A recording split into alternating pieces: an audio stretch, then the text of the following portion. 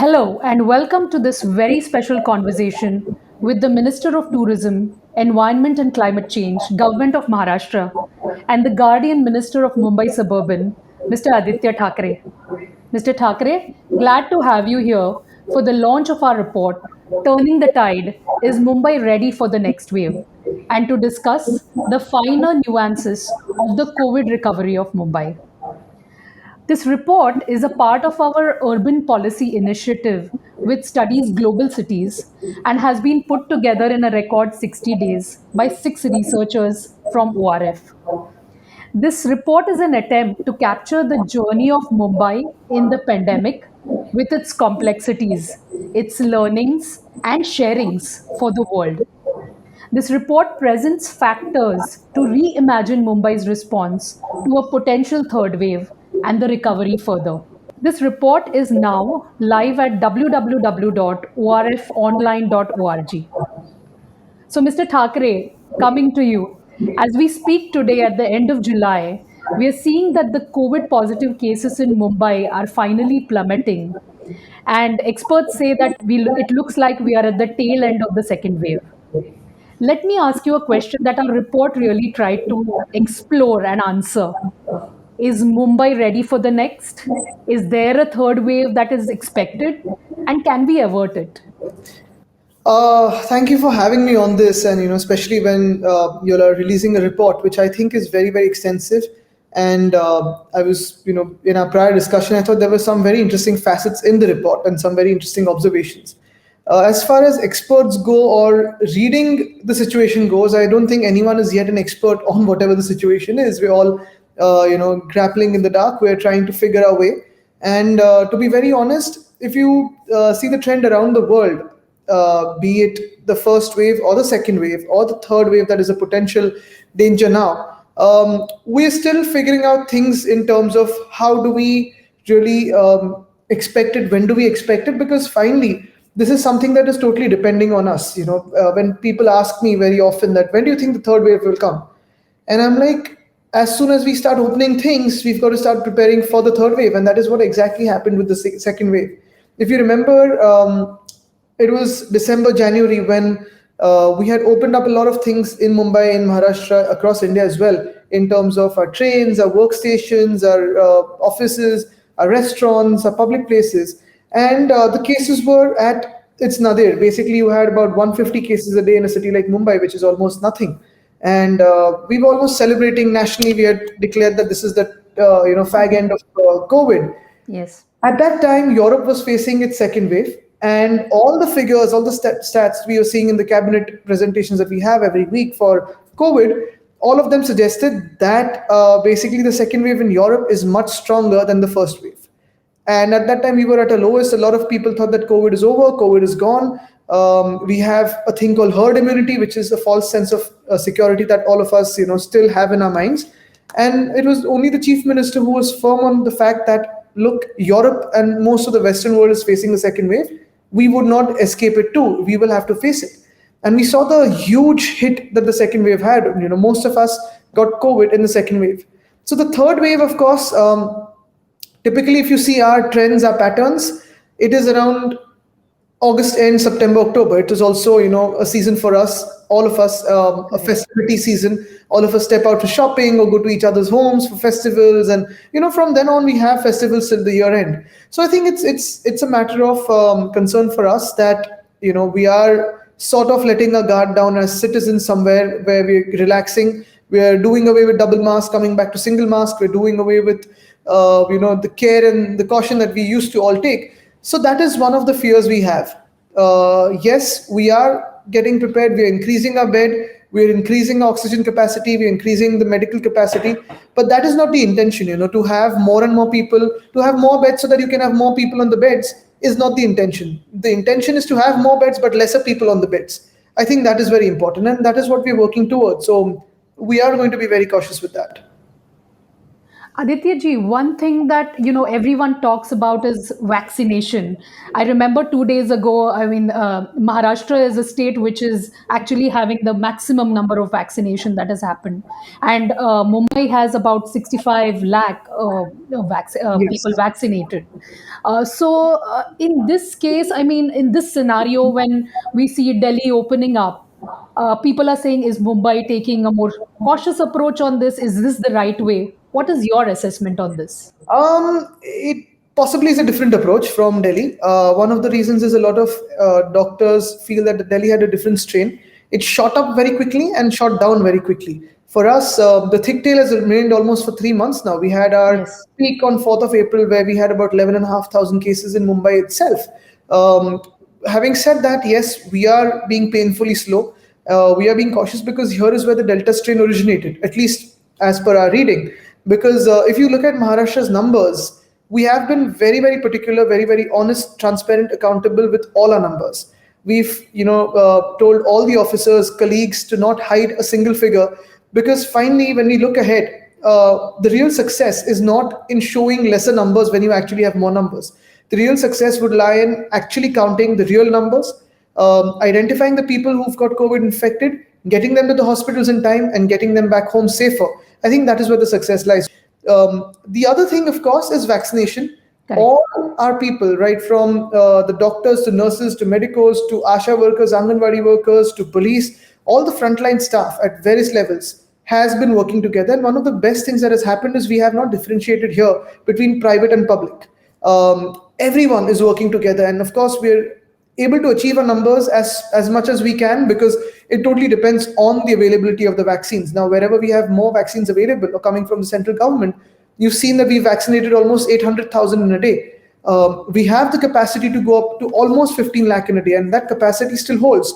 But yes, we have been vaccinating very, very effortlessly. We have been vaccinating our people in a rapid manner. And the second dose, we completed 10 million second doses. I mean, we're the only state and the first state to do so. We're hoping many more states do so. But that's the whole idea. Vaccinate as many people as you can. Ensure that there is COVID appropriate behavior. Yes, there is a little pain, and we apologize for that pain where we're opening up slowly. But if you see most of the countries around the world, be it Israel, be it UK, be it US, wherever they've vaccinated a good amount of people, all of them are also asking you to wear your mask again. I think that is crucial because vaccination is your first level of protection. It is an essential wall. But going forward, we need to see how the vaccines and COVID, whether they coexist, whether the vaccines can destroy COVID. But yes, vaccines have proved to be a big boon for us.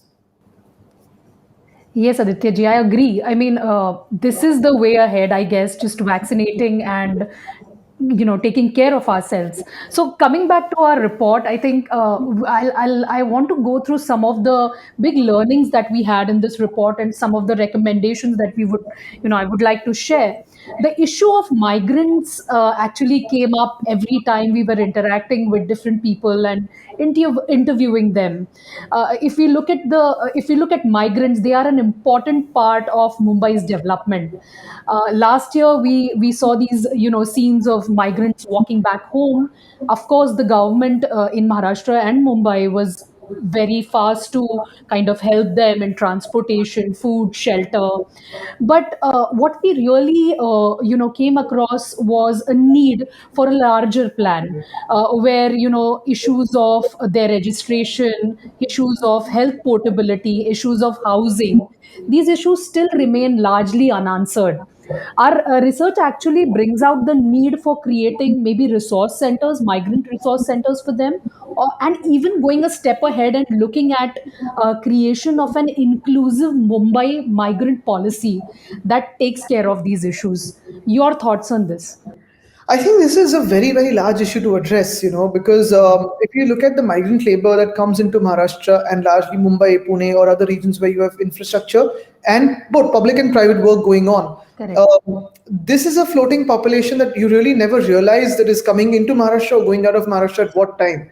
It was only during the time of the pandemic that you really saw throngs and throngs of them going to the railway station and sort of waiting there for a long, long time. In fact, we were communicating with the ministry as well back then, that before the Janta curfew, had the trains been opened up or on the day of Janta curfew to allow them to go back to their home states, that would have been much more efficient. But then, of course, from that day onwards to 1st of May, the migrant labor had to wait in Maharashtra. One of the things that we also dealt with, or rather worked on, apart from the medical response to the COVID crisis, is the social response to the COVID crisis in Maharashtra, where you have cities like Mumbai, Pune, Nashik, Navi Mumbai, Thane, Nagpur. All of these cities, really, not just migrant labor, but you also have a lot of people who come from different districts of Maharashtra. Interstate migrant labor, intrastate migrant labor. You also have interstate people who are families of migrant labor living within Maharashtra. For example, people from Bid go to Western Maharashtra to work on sugarcane fields during the harvesting time. So these are issues where we had to work on, create shelters for them, ensure that they get food 3 times a day. They have other things. You also had a lot of migrant labor not understanding the language that we were trying to communicate. I remember just in the backyard of where we live, there's a huge slum society where you have a lot of labor coming in from Bengal, and they were not being able to communicate with us in Hindi or in Marathi. So obviously we had to use interpreters and things like that. But yes, we had to provide them with food, shelter. Also, we worked and tried to work largely on other issues like anxiety issues. You had to have someone trying to do yoga with them, or just counseling them, because the fear was large. And of course, if you remember the first wave of COVID, all of us were so scared to step out of our own homes. You can understand the Correct. anxiety, the fear of these young men and women who had come down, leaving their hometowns, leaving their families behind, not understanding what COVID is, not realizing what it would mean for them to walk back home or go back by train. So these were large issues.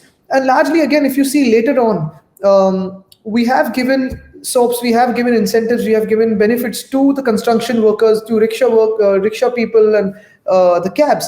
I think although we cover them in that, it is a matter of fact that this whole sector goes unnoticed in normal times. And how do you bring them to notice? Whether it is good to bring them to notice, how do you train them? How do you skill them? How do you look after their basic needs? That is one of the things. And one of the other observations was it was largely this sector that also dwells in slums, because they don't have permanent work or homes in a city like Mumbai. So they go from place to place. Maybe today Mumbai, tomorrow Kolkata, third day would be Bengaluru, in terms of wherever they find work. So should we have, say, something like migrant camps or migrant housing outside the city or somewhere near the city, where they can actually have better facilities? So these are, of course, things of a larger policy matter. But in the sense that, in terms of the pandemic, I can't say that it's a matter of pride or happiness or satisfaction, but I know for a fact that the state of Maharashtra looked after them. The chief minister, the deputy chief minister made constant appeals to them to stay back, to not walk back, because we said, we are with you. This is one country, and we have to stand with you. So that is true. And if at all we start working on a policy, I think it will be a large, all-encompassing policy, covers private sector, public sector, all of it. So, do you think it is important? Because what we actually, in fact, all the points that you kind of highlighted just now were really enumerated when we spoke to many of these people. Simple thing that, when you, like the interstate migrants also, if you are in Bid and you come to Mumbai to work, what happens to, say, the family if there is a pregnant woman of a migrant labor and she has her health records there, and for them carrying health records might not be possible. So, is there a portability of health records that I can don't think happen? most of them have records either. There is, Either, yeah, that's the yeah, problem. when So, we have to vaccinate right now, none of correct, them have any data of identification with themselves. Most of them don't. So correct, that also becomes a larger issue. correct. How do they come onto COVID is another issue. So obviously we have to take a large humanitarian step Larger. for them and work on that, because it's not a favor we're doing for them. It's not something that we are. It's not even a duty. It's supposed to be done in the natural course of things. Correct. And as we are talking about the whole issue of inclusivity, right, when we are talking about migrants, we are also talking about the invisible frontline workers, where the ASHA workers, the crematorium workers, the conservancy workers, who are all, who are all very actively ahead and working in COVID. Of course, the government has provided, we have been tracking that, and the government has provided increase in their wages and, any kind of help that they could give. But there was also, in the interviews that we did with many of them, we found that they are talking of wanting a more comprehensive, robust policy that really takes care of their financial security and social security. And this could be a part of the inclusive COVID recovery, is what we found. In fact, we gave it a very interesting term called chrome helmets, which means if we can really protect him.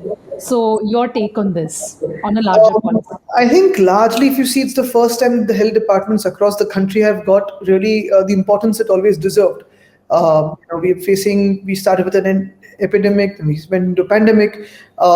Is actually the first time that the budgets that the health department should be getting, the importance that our doctors, our nurses, our frontline workers, our healthcare workers, ASHA and Anganwadi workers are getting. It's probably the first time looking at the tremendous contribution they've made to the country in terms of the other immunization programs, be it polio, smallpox, measles, all of that. In this case, of course, I can speak for the government of Maharashtra. We have been constantly in touch with all of these people because, of course, on a day-to-day basis, we have to work with them, and they are the ones who are carrying out the message of the government to the people, ensuring that people don't panic. They are actually standing on the front line like soldiers and working for the people. In terms of giving them again increased wages, increased salaries, whatever we can do as of now, we are doing. In terms of the pandemic, in terms of everything being closed, the government sources of income have also closed down. And the first priority today that we're giving for any expenditure is the health department, which covers the frontline workers and the healthcare workers. So I think that is one. But again, like you said rightly, that how do we create chrome helmets for them? Because that is something that you face first off. Now, I remember interacting with doctors back then, and some of them not even, most of us didn't know what a pandemic was or how do you deal with pandemics. Some of them were different streams, some of them were interns. And when we were scared to step out on the streets, when we were scared to even open our doors or breathe air from outside, these people were standing in COVID wards and working. So obviously, on the other side, what care we have taken is we ensure our ICUs are not without HEPA filters. We ensure that all of them get their kits mostly on time, things like that. So I think we need to create again, financial and non-financial benefits for all of them. But of course, hopefully going further, we just hope that the country and all of us as states, we give as much importance to healthcare as we've got today, because you've got so many corporates coming in, you've got the government, you've got individuals contributing to a healthcare system, be it in ventilators, be it in different machines, different infrastructure. Now the time has come to actually assess what we've got, make a list of what we've got, and how do you divide this, how do you spread this out to the country, that healthcare system in Mumbai is no different in quality or high quality than something in Latur or Nandurbar or Chandrapur. I think that is where the real success would lie. I'm sure. I mean, it will be when we will kind of have this larger approach for And sure. when we get the bandwidth to think Yeah, about correct. Right now, it's dealing about the immediate, and then it. Exactly. slowly on, it will be the Right now, larger if you points. start off thinking about Correct. putting hospitals into the non-COVID list, and you Yes, have a sudden spike somewhere. So that is correct. an issue. So it will be a step-by-step approach, I guess, It should to be. I kind mean, of. that is the whole idea, even for life to come back to normalcy. Absolutely. And since we are talking, on the issue of stakeholders, right? Different stakeholders, one important component of all of this is the people and their approach in all of this. So we keep talking about COVID appropriate behavior, although we don't see it at all times. Largely, I think people are trying to be careful. And the one thing that we really, when we were talking to a younger lot, really, when we were doing this whole report, was that if we could, how do we involve them as, the people participation part of recovery will be very, very crucial for us. So having COVID champions everywhere, maybe in schools, in colleges, in workplaces, because how much can the government really monitor this at that level? So the Yeah. one concept that we thought is, could there be something like COVID champions where people actually lead the recovery by ensuring that everyone has COVID appropriate behavior? Your take on that? I think it is simple. Just like I say for EVs and incentives we Correct. ask for in the environment field for climate change. Do we really need incentives for survival? Most of us have realized how COVID is and how bad it is. For a lot of Yeah. us, initially it was just cold, cough, and flu, But then for me Yeah. again, I had fever for day for 23 days. I had nothing. But after that, the post-COVID effects I saw were really terrible. The fatigue that hits in, the drain that you feel. I think for us, for most of the people who have gone through COVID, I think we need to tell the people how it feels to have COVID. And just the other day, I was seeing somewhere around the world, you had anti-vaxxers protests. People against masks Yeah. and people against vaccines. And one of them actually died after The protesting against the protesting. vaccine and then getting COVID. The fact is, this is about the survival of the human race, and if we have to Yeah. survive, we are facing tons of things. Of course, it's all created by us as mankind itself. The human race has created most of these problems, but again, this COVID, this climate change, the floods, droughts, thunderstorms, all of it that we're facing today, we have to unite and be more responsible for ourselves. COVID appropriate behavior is very, very simple. All everyone is asking is, we're pleading time and again for people to wear masks when you have Yeah. people around you, to ensure that you maintain self social distance, or physical distance rather, and of course keep your hands clean, keep it sanitized. And this is I think the basic of human hygiene. That is all that is demanded from the year 2020, when we thought we would have settlements on the moon. Yeah. So I think we've gone back to being basic, but I think that is all that is required. And if that is done and you are vaccinated, there would be a lot more freedom that the government can give you. Today, the responsibility of people's life and Yes. livelihood is on the government, and that is our first duty, to protect the people. It's if we just wear masks, keep our hands clean, I think that is what is all required. You have a lot of trust in your people. That's great. I mean, you think they will follow. We have to go. Okay, anyways, coming back to the report, talking about Mumbai, there is a global phenomenon now where we see that cities are really embracing a metropolitan approach.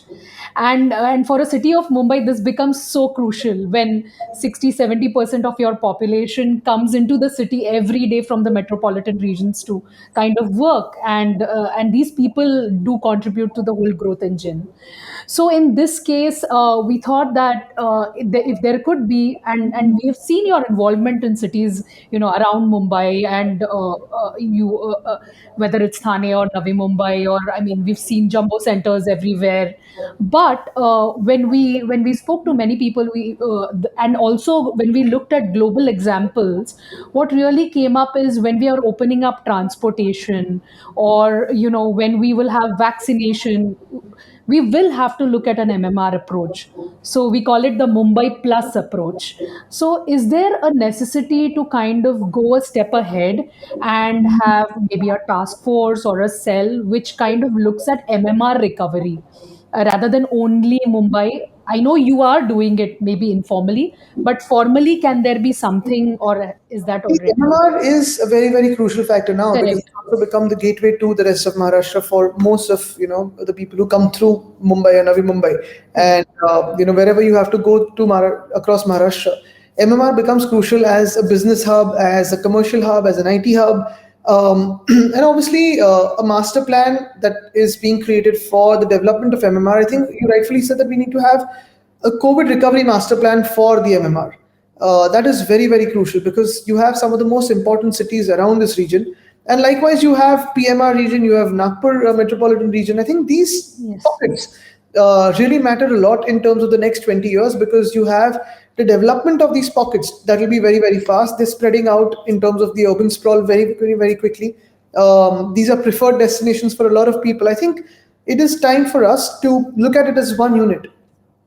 Correct. And the interactivity was always a major question for us, because even in lockdown one, where we had sealed off the district borders, you always had people like policemen or nurses or essential frontline workers coming in from either Vasai Virar or Kalyan, Dombili, Ambernath, Correct. Bhiwandi, Badlapur. So once you have that coming in, I think you need to have a certain feature where you treat this like one unit. Although administratively you might have micro units together, but you have to have it as a master plan working on it.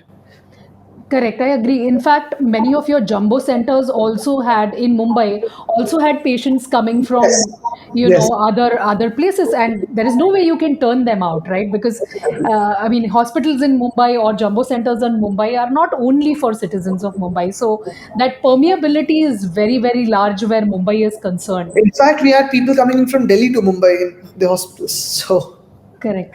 And while we are on the question of metropolitan approach, and you really brought out this whole integrated kind of approach where we look at MMR as one unit kind of a thing, I'll take you to the next question where there has, and this is about the whole approach of urban policy or governance, where we talk about one single authority being in charge of really carrying out many of the, say, services of the city. I mean, although, and you know what this whole thing is all about, we have so many agencies dealing with many things, and this does create a problem, especially like when a pandemic is concerned.